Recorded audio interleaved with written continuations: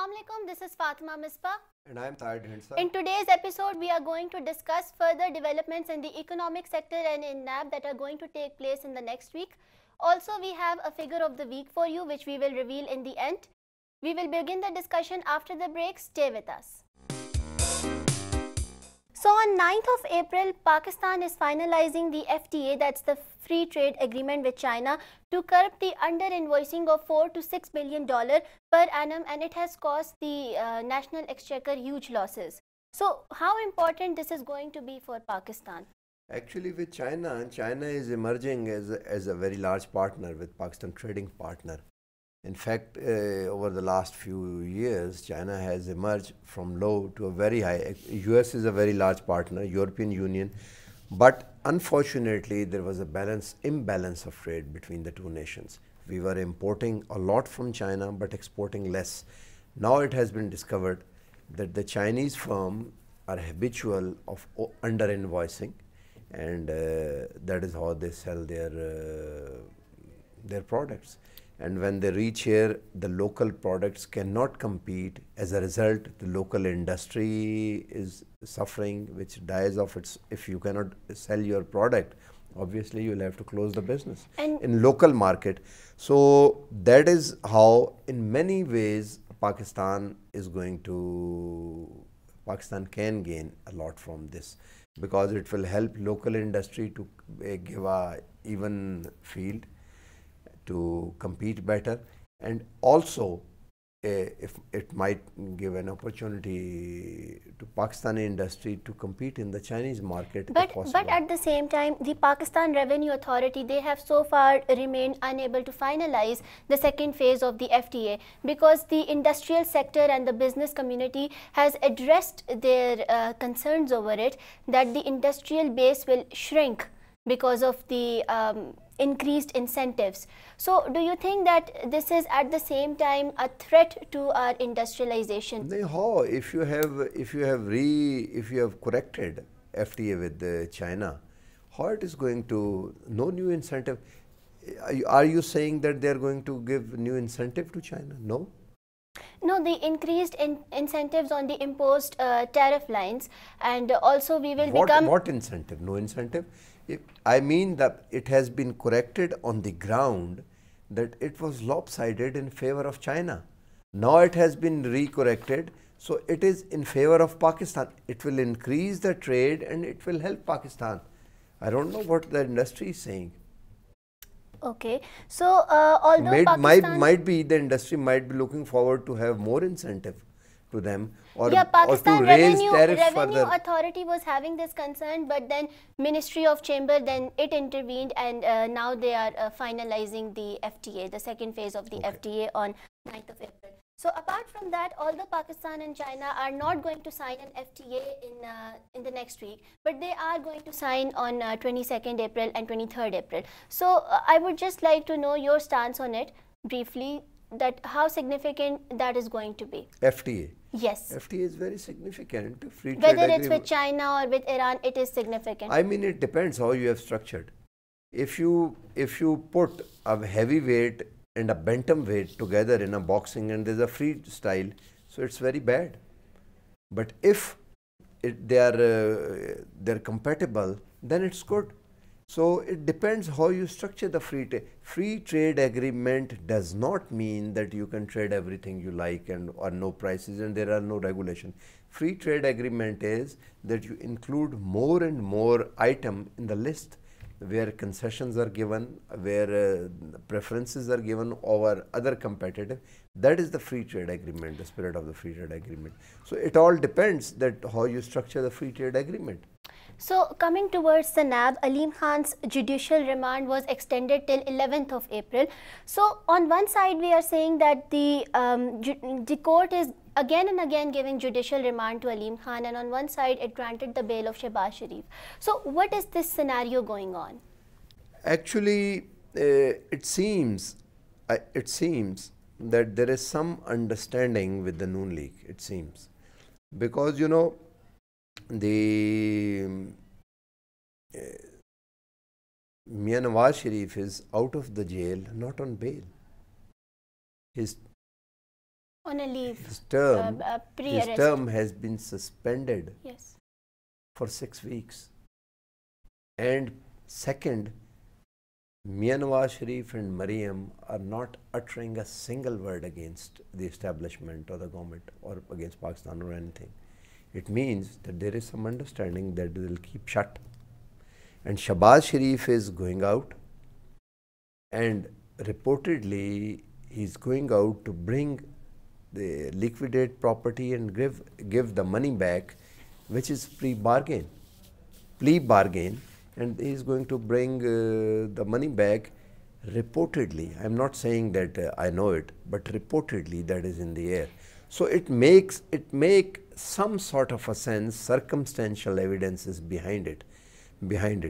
Now the Aleem Khan, so NAB is going around them. So it is also politically correct, and the courts are also giving their decisions also. Yes. So we will continue the discussion after the break. Stay with us. So one last question that I would like to ask you regarding the Aleem Khan's case is that, do you see any chance of reference being filed against him in the upcoming days? It could be. I don't know what is going on in the investigation, but if the investigation are yielding towards something, when you want additional remand, sometime you have some initial information which you want to confirm or consolidate on the information which is also there. So I think it might yield to some results. Right. So speaking of Faryal Talpur and Asif Ali Zardari, they are being summoned by the NAB court on April 8th. And why is this case being transferred to NAB Rawalpindi in first place? Why do you think? And so many times we have explained that they had their own government and they had advantage in Karachi, and the administration, civil administration, was not fully cooperating with the court.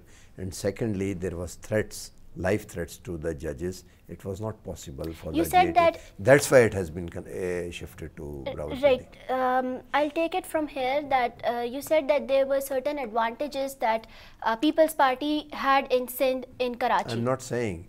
I'm saying that the administration, because of the People's Party government, the civil administration work under their government, and they were not cooperating with the court. Here, the federal government, it's not they'll cooperate more. And second, there were some life threats to the GIT members and the court members. That's why. So, just on merit, on the procedural matters.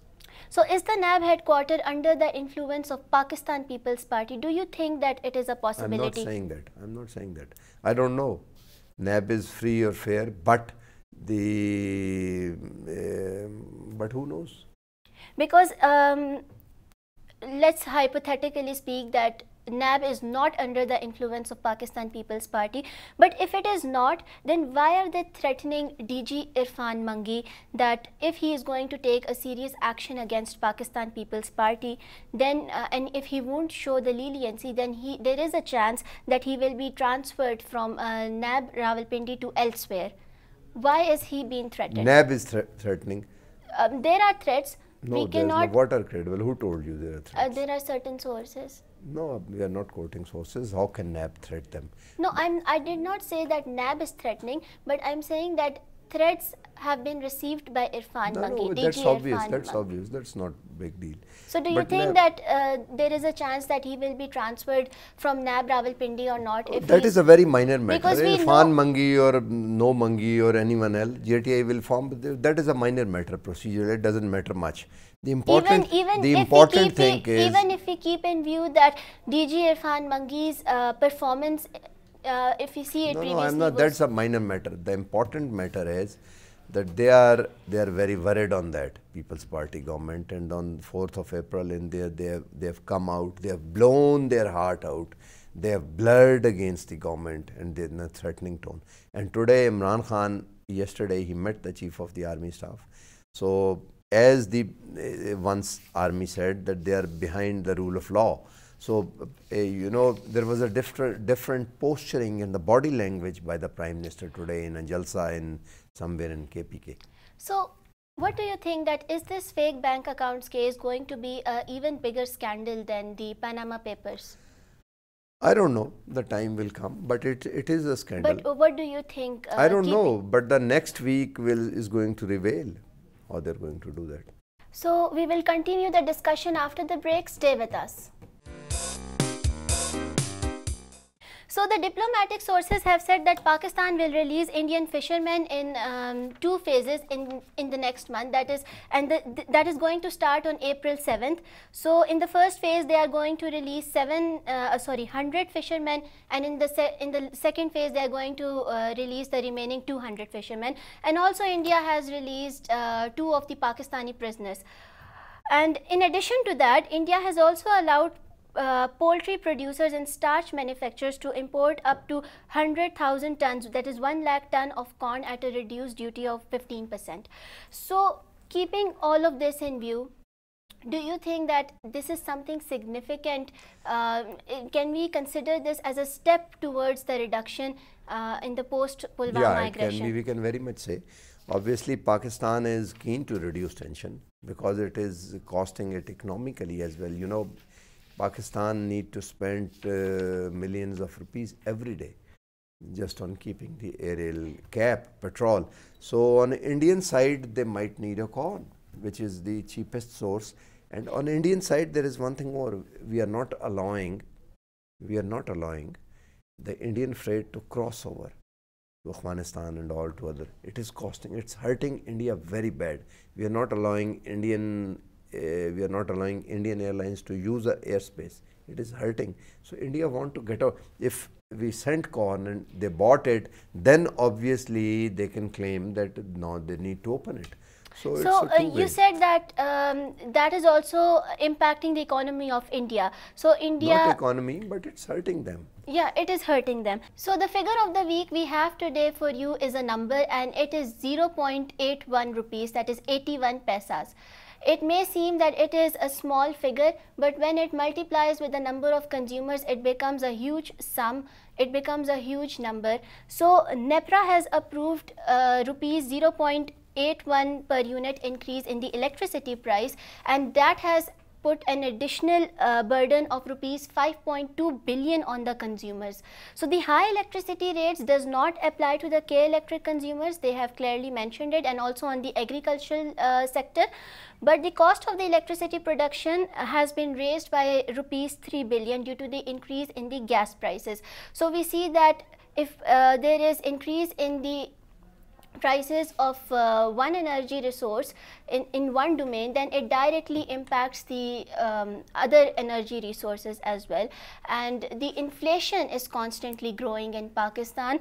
In 2018, the inflation rate was 4.16%.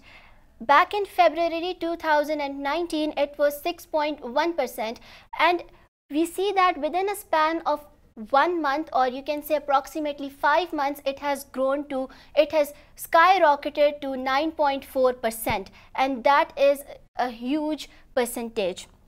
So and last year the growth rate was 5%, whereas now it has fallen to 4.2%. Or 3% maybe, or maybe less than 3%. Yes. And if you put up the 9% inflation, 3% growth, and already we are into the negative territory. And in agriculture and industry, if it's in the negative territory, how long the services are going to support us? Because services are run on these 2 engines. If the industry and the agriculture does not need services for their growth, obviously it will have. So it's, I think that's a very lean year. The next year is going to be leaner than the year we are passing through. Yes, so Pakistan at the moment is going through a very sensitive situation in the context of its economy, in the context of its security, and there is a risk of internal and external factors that can threat the establishment. So we will see what development will take place in the next week. This is all for today. Until we meet next time, Allah Hafiz.